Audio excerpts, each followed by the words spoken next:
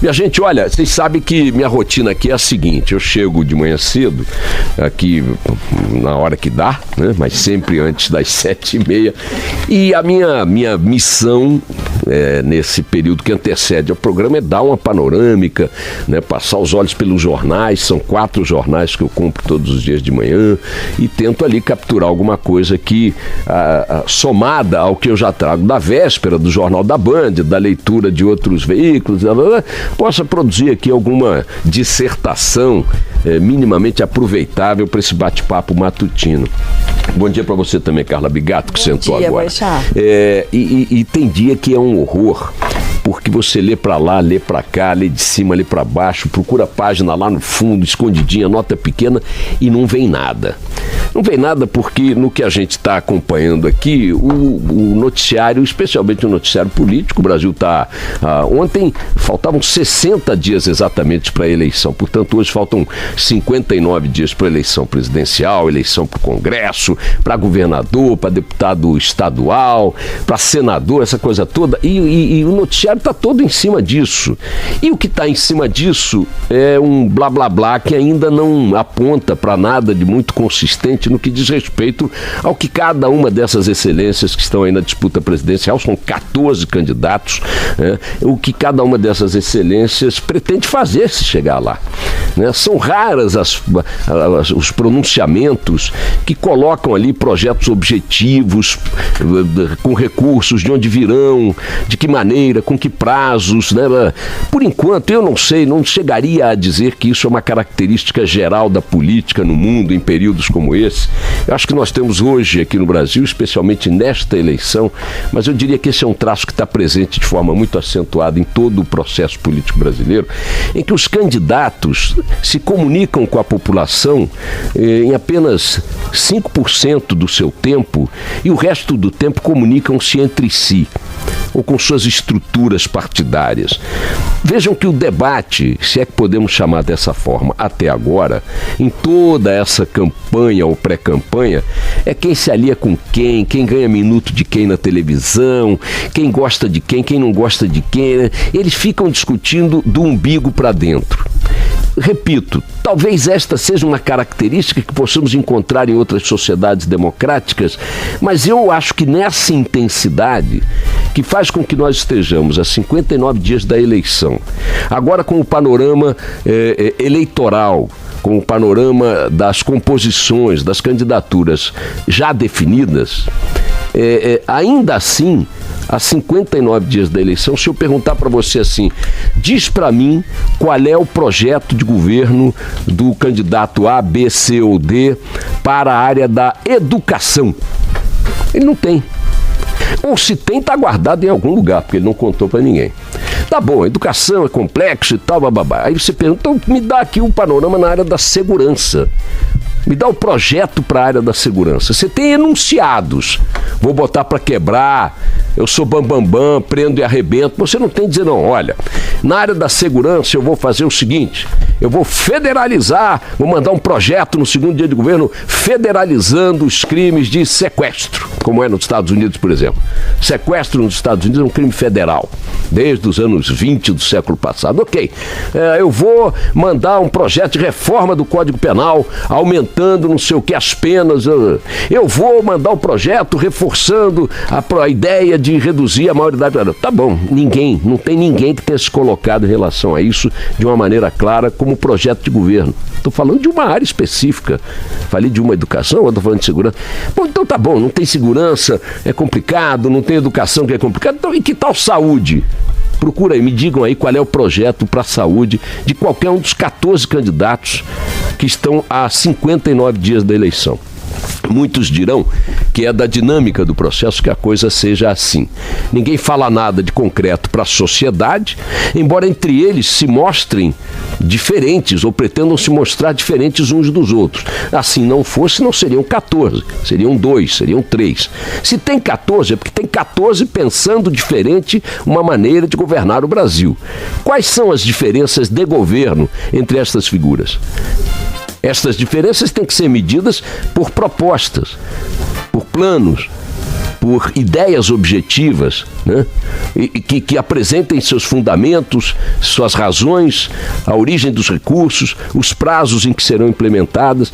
Estamos nós caminhando, ainda assim, dentro da normalidade democrática, mas, repito, temos aí uma lacuna de conteúdo monumental há menos de 2 meses da eleição.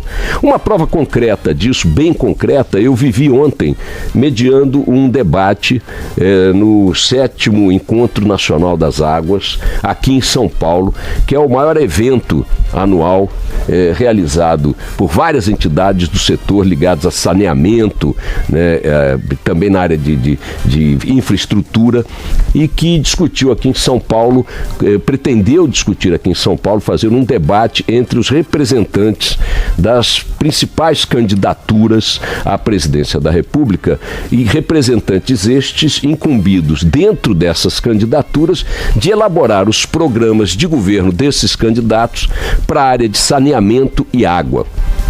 Para não parecer que esse é um problema pequeno ou novo, nós temos 32 milhões de brasileiros, 15% da população, algo em torno disso, que não tem acesso à água própria para consumo, acesso adequado à água, ou simplesmente não tem água, o cano não chega lá, ou chega o cano, mas não chega a água, ou chega uma água que não dá para consumir. 32 milhões de pessoas, estamos falando do ano de 2018, século XXI. Aí você diz, pô, mas isso é um problema gravíssimo. Não, mas não é o mais grave. 85 milhões não têm atendimento sanitário adequado nas suas comunidades. Faz cocô, faz xixi, usa água, suja água, não tem o que fazer com essa água. Essa água é jogada na natureza. Tem que se valer de recursos, sabe-se lá quais, alguns indescritíveis em público, para poder fazer necessidades fisiológicas. 85 milhões de brasileiros. Do esgoto tratado no Brasil, que é só uma parte ridícula do que é produzido, 45% não tem tratamento nenhum. Notem, ele é recolhido. Tem muita gente que não tem, né? Então, milhões não tem sequer o recolhimento do esgoto. Desses que têm o esgoto recolhido, isso inclui muitos de nós, por redes públicas de coleta de esgoto, redes de saneamento, o esgoto é recolhido, mas não é tratado. Só passa pelo cano e do jeito que saiu do seu intestino ou do meu, vai direto para o oceano, vai direto para os rios, vai direto para as lagoas, vai direto para os mananciais. O Brasil não trata quase metade do esgoto colhido. Fora o esgoto que nem existe, nem rede tem. A consequência dessa ausência de saneamento se chama doença. Há municípios que, em função de ter ou não ter esgotamento sanitário, tratamento sanitário adequado, água limpa, etc. e tal, registram proporcionalmente 3.000, 5.000%, 7.000% mais casos de diarreia em crianças do que outros onde há esse tratamento, onde há esse recolhimento. 7 bilhões de reais por ano são gastos só com problemas de saúde decorrentes da falta de saneamento, da falta de água potável, da falta de esgotamento sanitário. As famílias estão submetidas a um consumo de água que as adoece, ou estão submetidas a uma convivência com o esgoto que também as adoece. Os indicadores econômicos resultantes disso passam por depreciação imobiliária. Eles calcularam lá coisa como 20, 25 bilhões de reais a perda de valor imobiliário por comunidades que não têm acesso a esses serviços. Passa por perdas, por perdas no potencial turístico de regiões. Passa por perdas por degradação ambiental, que você tem que recuperar depois para poder manter produção, poder manter tráfego e tudo mais. É uma tragédia. Pois bem, ainda assim, no 7º Encontro Nacional das Águas, que é o maior encontro da área que trata tecnicamente de esgoto e água no Brasil, realizado ontem em São Paulo, e que convidou os representantes das principais candidaturas para tratar desse assunto e mostrar para o setor técnico, num plenário que estava lá reunindo especialistas de todo o Brasil, o que cada candidato representado por aquelas pessoas pretende fazer nessas áreas, só 3 representantes apareceram. Só 3 representantes apareceram. Notem, nós temos 14 candidaturas. Alguns candidatos disseram que não tem plano nenhum elaborado. Eu não vou citar aqui quais, porque vai parecer que eu estou fazendo campanha para um, contra outro, então não quero entrar nesse tipo de detalhe. Alguns, sinceramente, disseram, olha, não tenho ninguém na minha campanha planejando um programa de governo que trate desse assunto, não tenho. Outros simplesmente se negaram a ter qualquer tipo de resposta.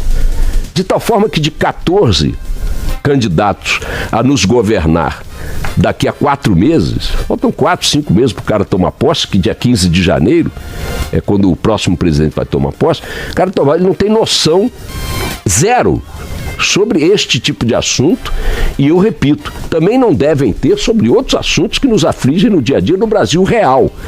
Saúde, educação, segurança e por aí vai. Os 3 representantes que lá estiveram foram o João Paulo Capobianco, da Rede, a ex-ministra Miriam Belchior, representando o PT, e o Gelson Kelman, representando o PSDB.